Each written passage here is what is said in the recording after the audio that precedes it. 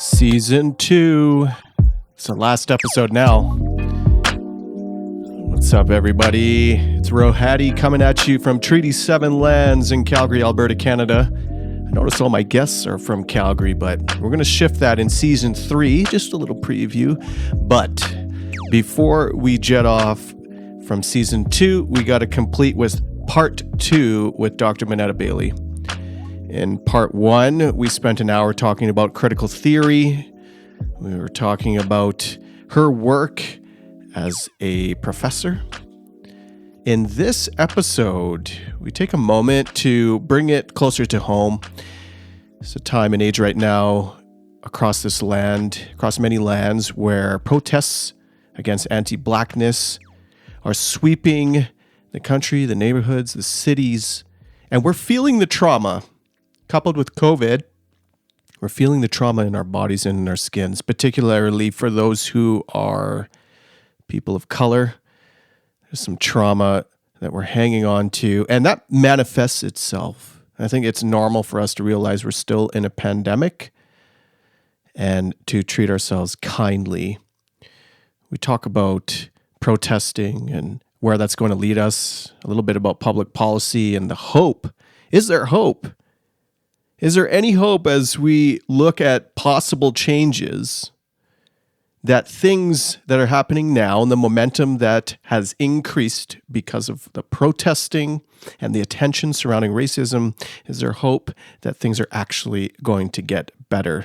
So we talk about that, and we talk about both the pragmatic shifts culturally and ideologically, but also the shifts that we need to do in our own hearts, whether it be from the model minority to just the average person on the street. What is it going to take, and are we willing to do the work? So listen into this kind of conversation with Monetta and I.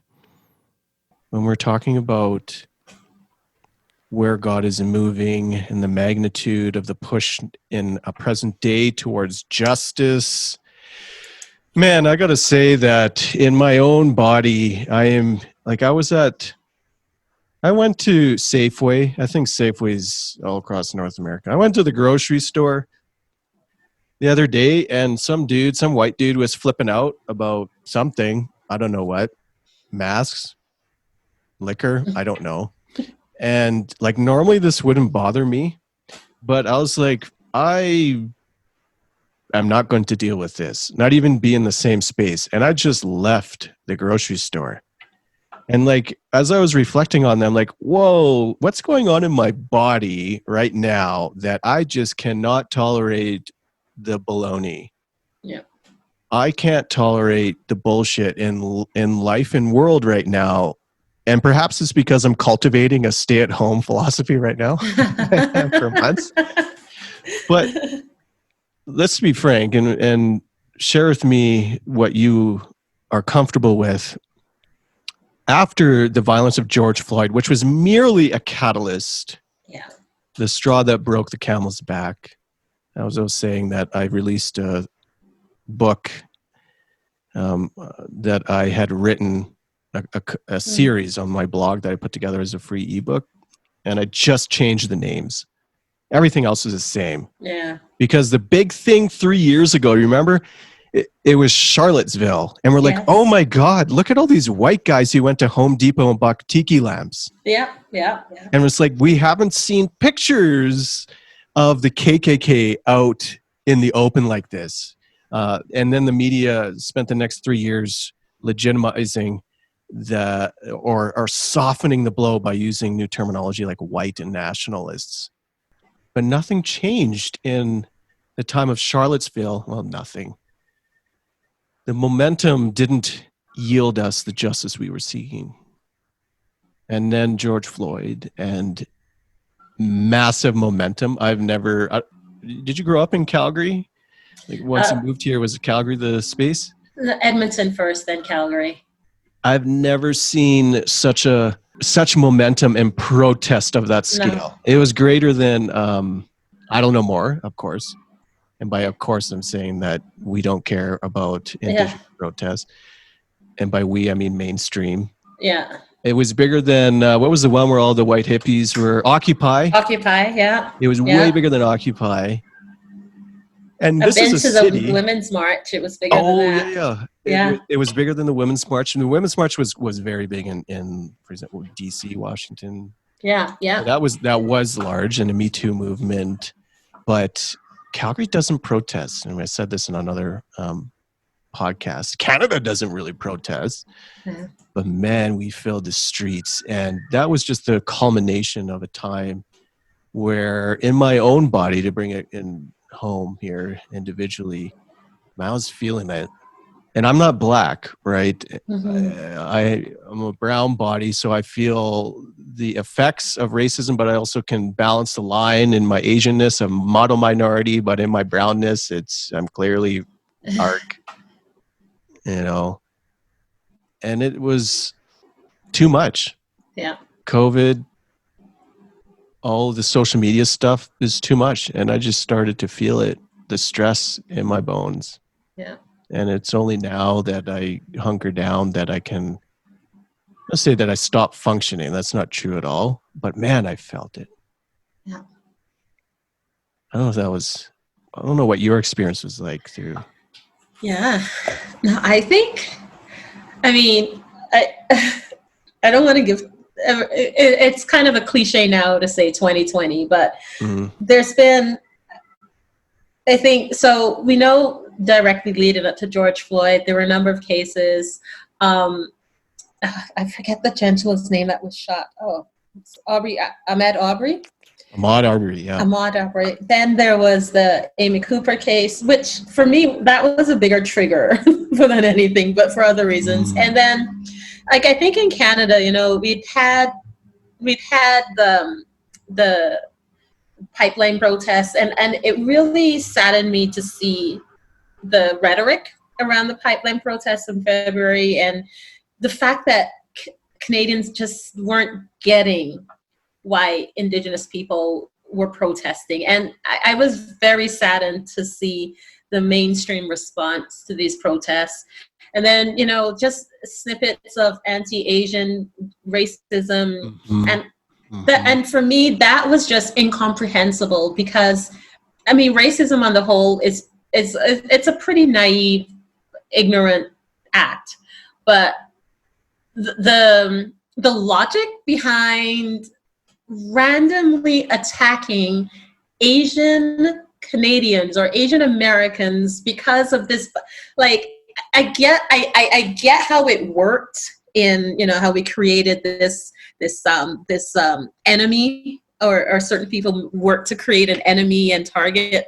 But for people to actually buy into that for me was the bottom level of stupidity, because logically it made no sense, as much as racism ever makes sense, which I understand it's pretty ignorant thing, as I mentioned. And then we had these series of anti-Black racism, and then on top of COVID, and it was just draining, I think. And for me personally, it was just, it was like, how low can humanity go in such a condensed period of time? This all happened in what? Months. Yeah. And I just think it was, and so for me, I've heard other people reference this as well. So that the knee on George Floyd's neck, not only was it symbolic of how Black people and racialized people have been feeling, just let us up, just give us our freedom, give us our ability to move around, stop choking the life out of us.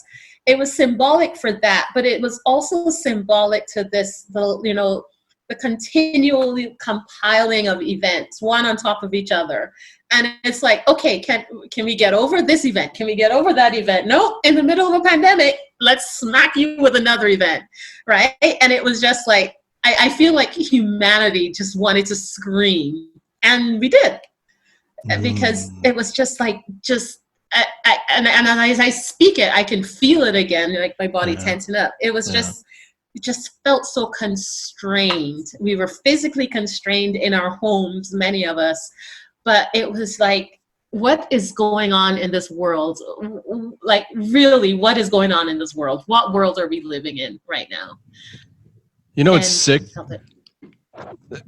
And sorry to cut you off. No. I think that the anti-Asian racism, it is kind of logical in a sense, but it was also good in a sense.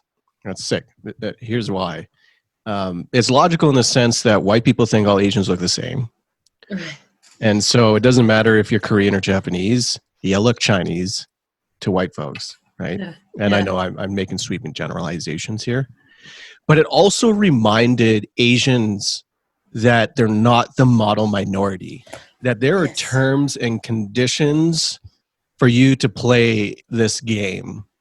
And you want to act and play nice to receive the rewards of the model minority, which is usually in money or wealth.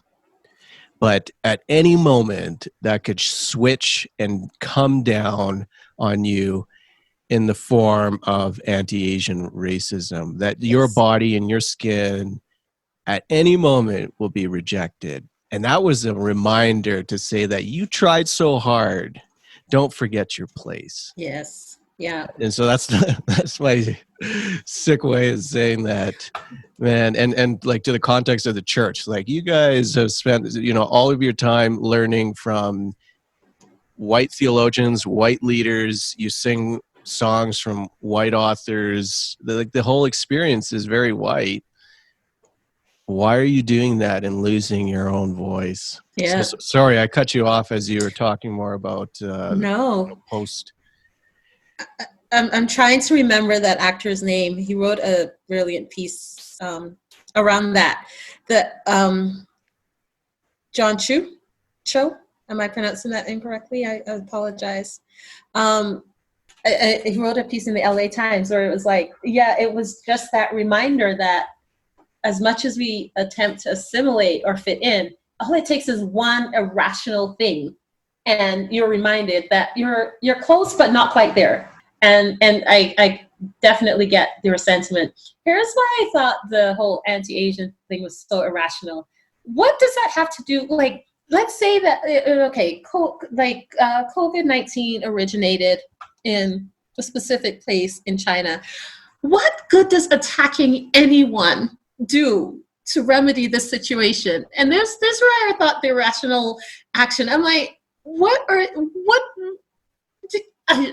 just the irrationality of it to me. Like, what do you want to? What's that, sir? Totally it's fair. But then, if you're afraid of the virus, you're attacking him. Like, if you're gonna go down that path, it's even worse. So, it's just. I mean, it was bizarre. It's just fear against black skin too. Yeah, just fair. And so I absolutely could relate to this idea of feeling it. Having that short fuse that you said, you just left the Safeway and it's like, I can't even deal with, and particularly a short fuse in relation to people not wanting to wear a mask. I remember at the very beginning of the protests, and it just, it was like people are protesting not wanting to wear a mask while we have people protesting someone losing their life. And for me, the audacity to say, I have the right to put others around me at risk, that is a white privilege that is, for me, there is no person of color, there is no black person that could protest their right to put someone else at risk. Do you know what I mean? If we look at it that way, I'm like, no, we're protesting because we're seen as the danger. Where do you have people protesting to be the danger? Oh, come on. Yes. That's tweet number 2. And that was my frustration. And I you know what? Wear a mask, don't wear a mask. No, wear a mask. Please wear a mask. Yeah, but definitely. I'm not going to force you to wear a mask. Like I get that that's not the society that people want right now, but please don't protest your right to not wear a mask. Don't argue with people if they, I just, once again, the logic escapes me. I think some of the logic in the church around Black lives, and again, this is, and I don't want to center this voice because I don't think it's dominant in any way, the rejection of Black lives and what it stands for. Mm-hmm. And it's a decentralized movement, so it can vary, but the crux of it remains the same, in that Black lives matter and that there needs to be demonstrable changes around policy, around harm, denigration of Black and brown bodies. That's not debatable. And the call to justice is one that every church needs to embody. And I've been a little bit surprised. I don't know how hopeful you feel right now, it's just in general, but a little bit surprised about how few white churches, and we don't call them white churches, we just call them churches, but how few white churches know what to do, how few have significant relationships with people of color. Oh my God, the number of white churches and it's worse to look inside for the token Black family, but just didn't have any relationships with anyone who could speak on the deluge of calls for justice. They had to find some token through the denomination, whatever. But even your university, or my alma mater, they are struggling to say anything, and most are silent. Yeah. So I don't know, I'm so encouraged by the momentum, and I see that this is unique in this moment right now. I don't know what comes after it, though, or rather after, but in this moment right now, how hopeful do you feel that there's going to be systemic change? Yeah. I'm very similar to you. There will be change, and I think we've seen change. It's like you mentioned, it's like nothing I've seen before, where all institutions, but including the church, are, they're having these conversations. I think the reason I think I'm a little bit hopeful is because they refused to have these conversations before. Black Lives Matter or no, all lives matter debate. It's been a lot of times when I've had conversations about racism in church circles, or when I've presented at faith-based conferences or whatever, I've received the pushback of, well, you really should see yourself as Christ sees you. You're a child of God. You're not Black. You're not this. You're a child of God. And my response is always I'm a Black female child of God. There's nothing wrong with that.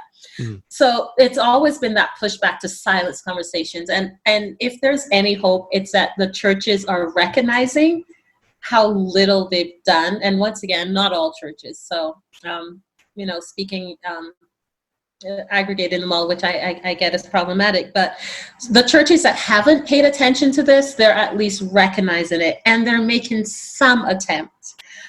Whether this is long-lived, whether this is whether they think that, we'll pay some attention, preach a few sermons, and then the issue is resolved, or are they thinking that it's something that's, a quick fix, or are they really digging deep into challenging the things that they held to be true?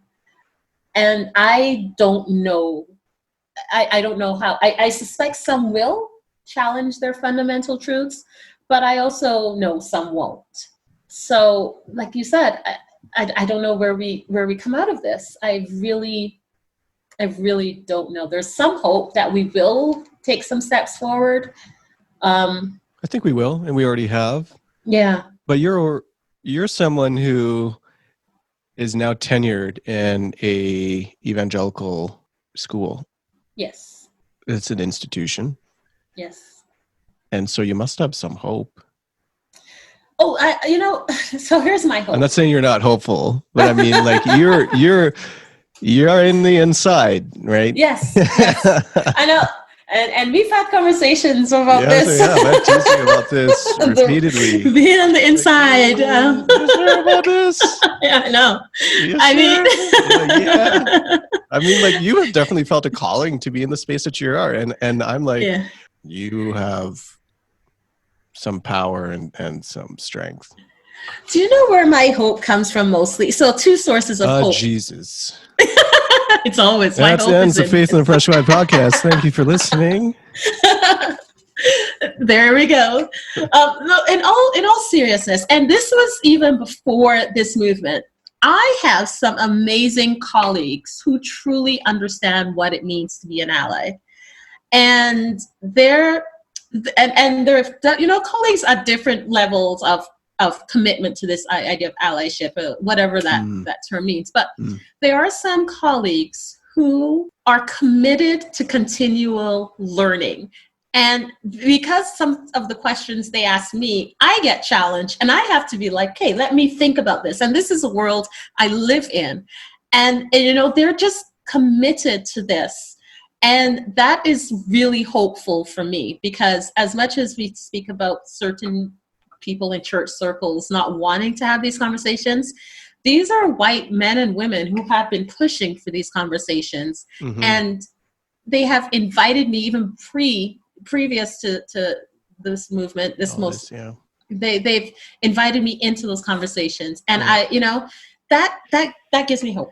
That matters. That certainly makes the workplace one that you can, you don't have to, it's not going to kill you. It's not, yeah. And with all, I had a few colleagues who, and they know the space I live in, so they knew, especially at the beginning stages, that this was a lot to handle.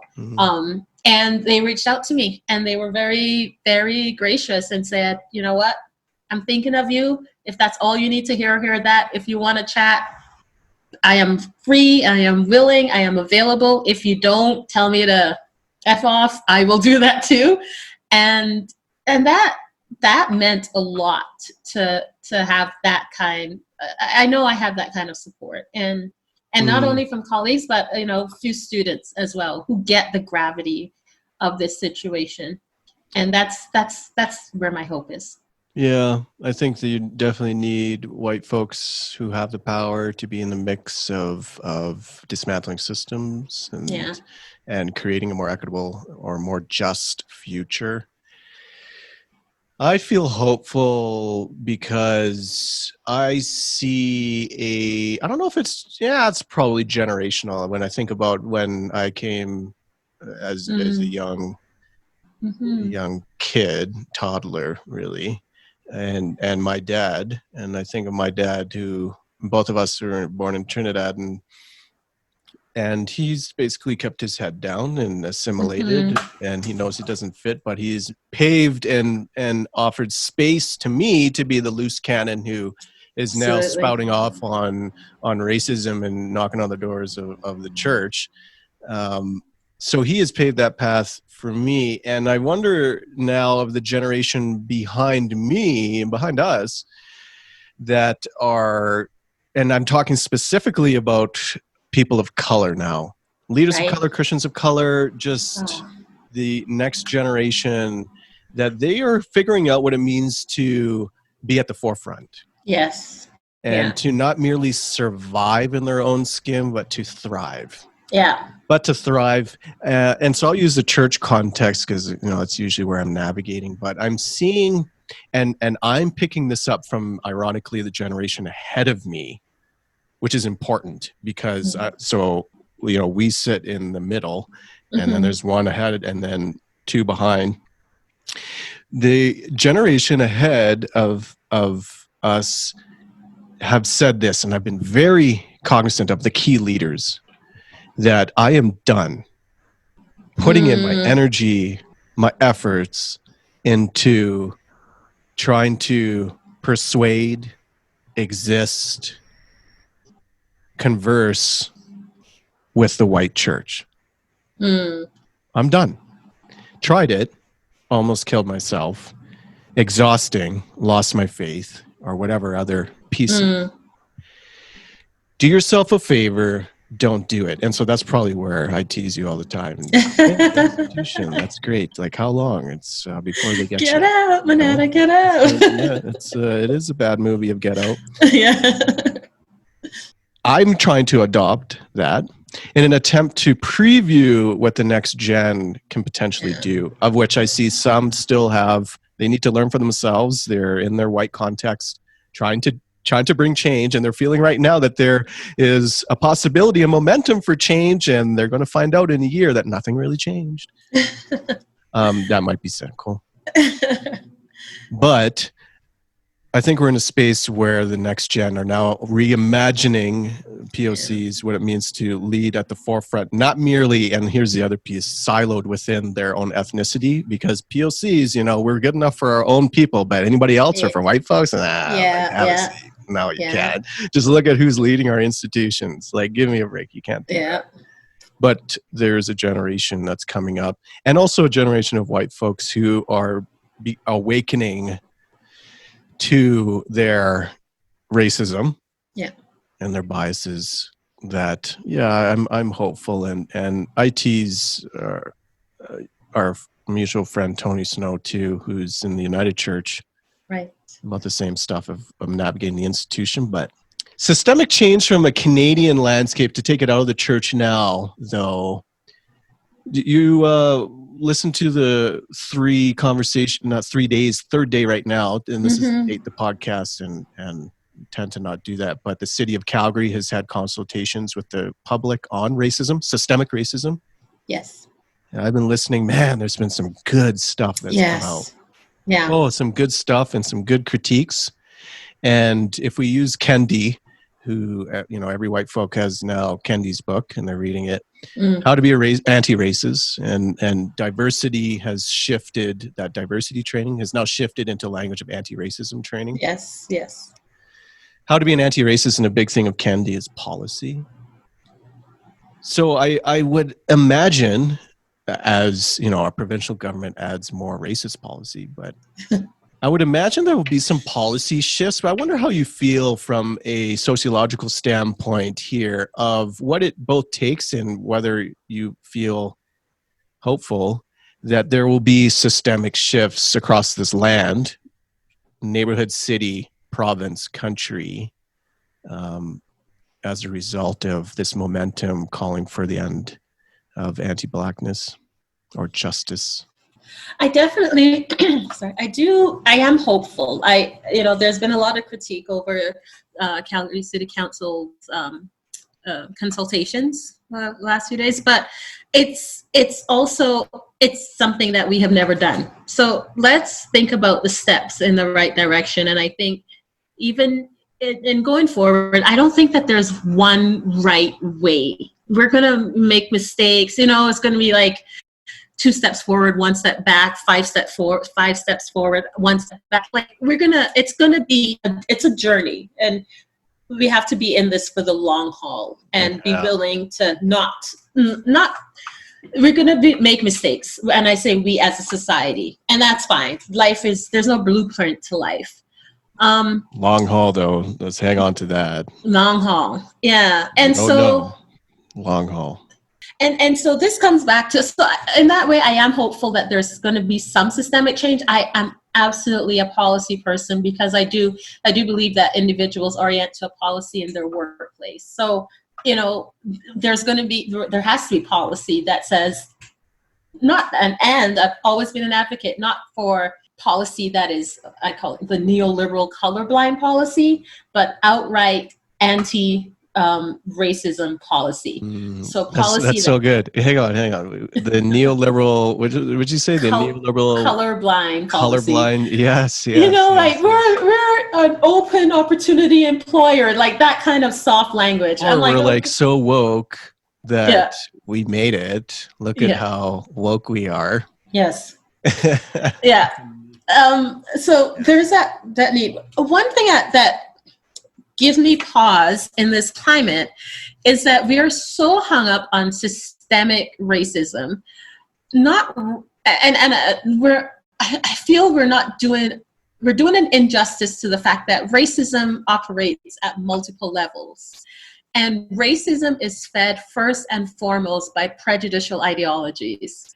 And those ideologies feed into a system of racism, but it also feeds into personal racism. And we need to, if we're going to change systemic racism, we need to focus on personal racism, and we need to focus on the ideologies that feed both of these manifestations of racism. Give me an example of that. That's so good, because I mean, I've always unpacked racism as, and I'm using, I can't remember where I'm using someone's reference here. Like Candy would say, you're either racist or anti-racist, but in terms of racism, it's power plus prejudice. Right. Power plus prejudice, which is not the dictionary definition, but it gives you a sense, and of which it can fall into the individual or it can fall into the system. Yeah. You're taking it now into another space that's kind of nuancing, not just system, not just individual, but you're stretching into ideologies. Yeah. Calling them prejudicial ideologies. Give me an example there and expand on. Take us to school again, doctor. I would say it's an ideology that believes or supports the inherent superiority of one group over the other. And that can happen in so when we think about that, we think about the explicit ways, whites only signs, or, like those explicit ways. But what are those implicit ways that we say, well, we believe that this is superior, whatever this is, to another. I'll give you, one of the things that irks us Black women, that gets us all up in arms, a very simple, this is breaking it down to the most simplistic form I can think of off the top of my head, but thinking about standards of beauty. And, like just something simple as the straight blonde hair. That's the ultimate standard of beauty, right? Like that's an ideology. That's something what do you want? Like, what is the ultimate standard of beauty? Well, it's straight, long blonde hair.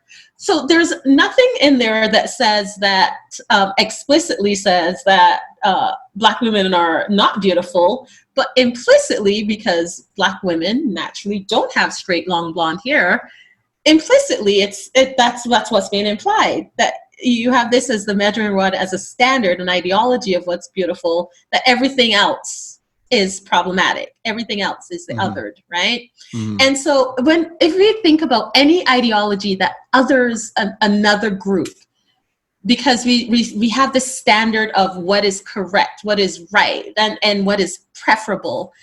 And by process of elimination, all of these other groups feel lesser than, in comparison to, these are the ideologies that we need to think of. These are the ideologies that manifest in personal racism, but also manifest in systemic racism.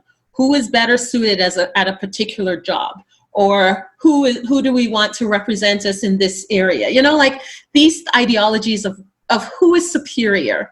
Who do we like when we the belief system that feeds our ideologies, that who are we gonna focus on when they walk into the store, right? And so that would be that personal racism where we racially profile, but it's also that systemic racism where we racially profile, like within the criminal justice system. Would it be accurate for me to?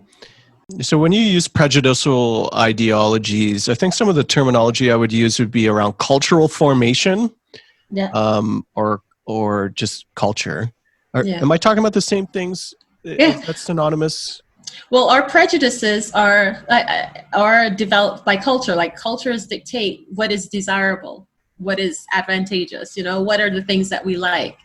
So it just so happens that globally, most of the culture having been touched by colonization, a lot of the things that are deemed better are also associated with that Euro-American or European standard. Ideology flows into culture. Is that kind of is there a hierarchy there? So ideologies are part of our culture. Part of the ideologies flow out of culture. Yes. Yeah. Final question here.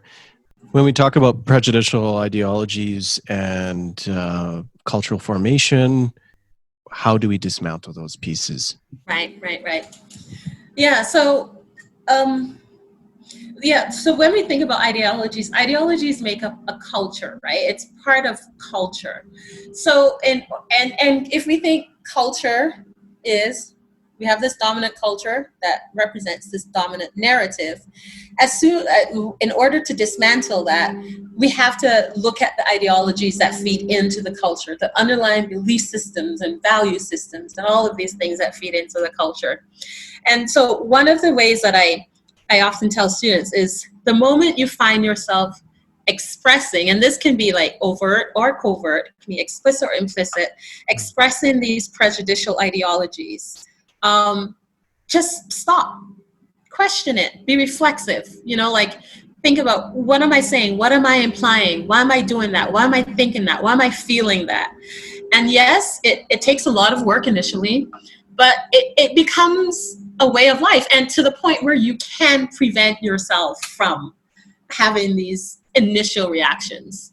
And I know, because I've done that work of questioning these things initially, and it just becomes more obvious in terms of those personal ideologies. And then the way that, so if we think about the systemic changes, so we have the policies, but we also have people that have to implement these policies. And so unless we have people who are questioning themselves within the institution, the policies can only do so much. So this is why I think we need to go at it both from that systemic policy level, but also from that personal individual level, in order to see true lasting change. Yeah, for sure that there's the balance. I like your piece there of who administrates the policy, that they need to be doing work as well. That's such a good point, and it almost in a moment makes the work daunting. It's very it makes the work daunting, and like initially it's like you're as you're talking about the individual work, which must happen too, like that needs to be placed within the systemic work. But man, merely making policies, that is not good enough. Merely talking about issues of race or reconciliation, that's not good enough. But it is the both work of the individual and the shared work of the community to right these systemic injustices. That's what needs to be done. And you know what, as someone continually reminds me, as I get in these moments where I go, there's no hope. I don't know if I've actually truly feel that way. I feel that because we believe in a God so big that there is hope to dismantle these God-sized problems. And the church must be at the forefront of that. The church must figure out its own sins before it can start calling on to the world and getting in there. But we need to think about what it means to pursue justice together, but understand it's not our mantle to carry.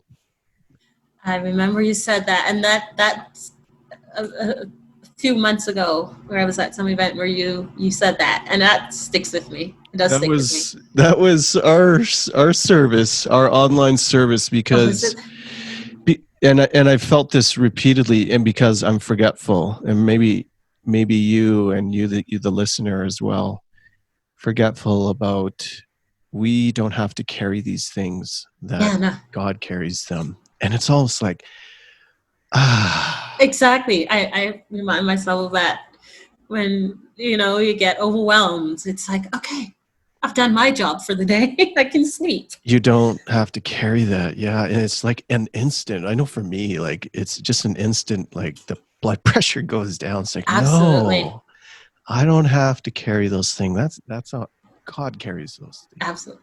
And also to put this in perspective, this is like a problem that is how many centuries in the making. Yeah. So there is hope, but this is why it's a long haul. There's a lot of undoing.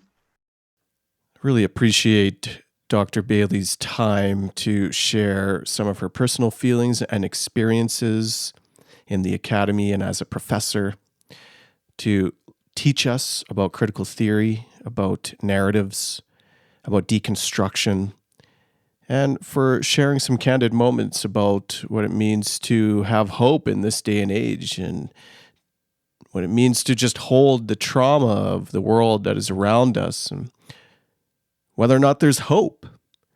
So thank you for listening in, and thank you to Dr. Bailey for spending the time. You can find her online. I think the best place would be her Twitter account.